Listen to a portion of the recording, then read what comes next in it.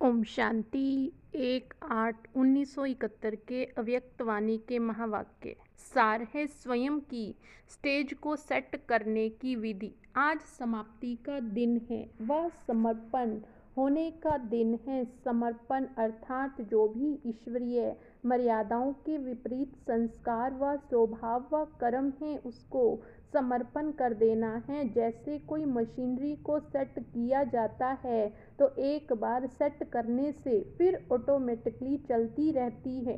इस रीति से भट्ठी में भी अपनी संपूर्ण स्टेज व बाप के समान स्टेज व कर्मातीत स्थिति की स्टेज के सेट को ऐसा सेट किया है जो कि फिर संकल्प शब्द व कर्म उसी सेटिंग के प्रमाण ऑटोमेटिकली चलते ही रहें। ऐसी अथॉरिटी की स्मृति की स्थिति की सेटिंग की है। ऑलमाइटी अथॉरिटी बाप है ना।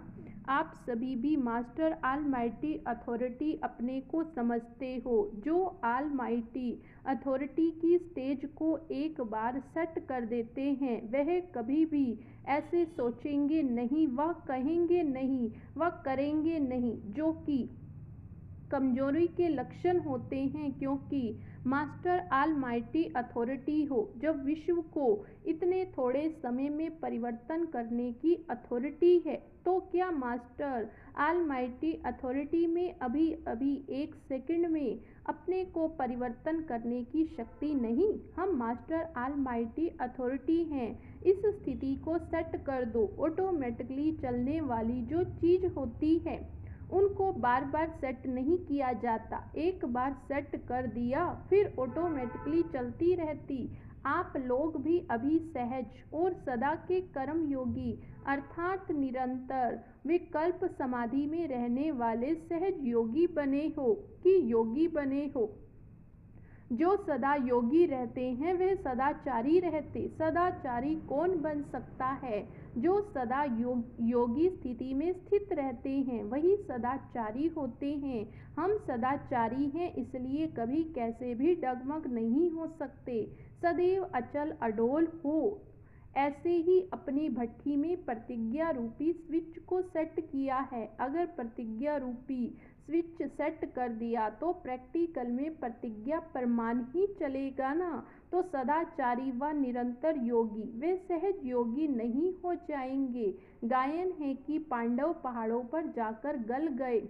पहाड़ का अर्थ क्या है? पहाड़ ऊंचा होता है ना धरती से। तो पांडव धरती अर्थात नीचे की स्टेज को छोड़कर जब ऊंची स्टेज पर जाते हैं तो अपने पास्ट के व ईश्वरीय मर्यादाओं के विपरीत जो संस्कार स्वभाव संकल्प कर्म व शब्द जो भी हैं उसमें अपने को मरजीवा बनाया अर्थात गल गए। तो आप भी धरती से ऊंचे चले गए थे, पूरे गल कर आए हो व कुछ रख कर आए हो। अपने को 100% निश्चय बुद्धि है तो उनकी कभी हार नहीं हो सकती। एक चाहिए हिम्मत और दूसरा फिर हिम्मत के साथ साथ उल्लास भी चाहिए। अगर हिम्मत और उल्लास नहीं तो भी प्रैक्टिकल में शो नहीं हो सकता। इसलिए दोनों साथ साथ चाहिए।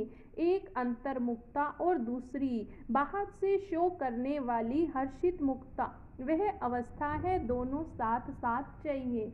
इस रीति हिम्मत के साथ उल्लास भी चाहिए जिससे दूर से ही मालूम हो इन्हों के पास कोई विशेष प्राप्ति है।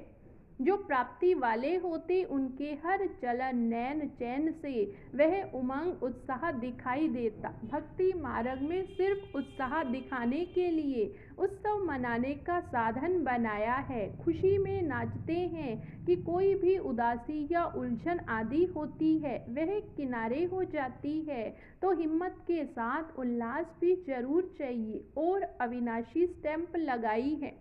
अगर अविनाशी स्टैंप ना लगाई तो क्या होगा? दंड पड़ जाएगा। इसलिए स्टैंप जरूर लगाना। तो यह सदा काल के लिए समर्पण समारोह है ना। फिर बार बार तो यह समारोह नहीं मनाना पड़ेगा। हाँ, याद की निशानी का मनाना और बात है। जैसे बर्थडे याद निशानी के लिए मनाते हैं ना, यह समर्पण प्रतिज्ञा दिवस है, विजय का दिन भी मनाते हैं। तो यह भी आप सभी की विजय अष्टमी का दिन हुआ। विजयी बनने के दिन सदैव स्मृति में रखना। लास्ट स्वाहा ऐसे करो सभी के मुख से आप लोगों को देखकर वाह वाह निकले और आपको कॉपी करे। कोई अच्छी बात होती है तो न चाहते हुए भी सभी को कॉपी करने की इच्छा होती है। जैसे बाप को कॉपी करते हैं वैसे आप लोगों के हर कर्म को कॉपी करते हैं। तो जितना श्रेष्ठ कर्म होगा उतना ही श्रेष्ठ आत्माओं में सिमरन किए जाएंगे। नाम सिमरन करते हैं। जितना कोई श्रेष्ठ आत्मा है तो ना चाहते भी उनके गुणों और कर्म का मिसाल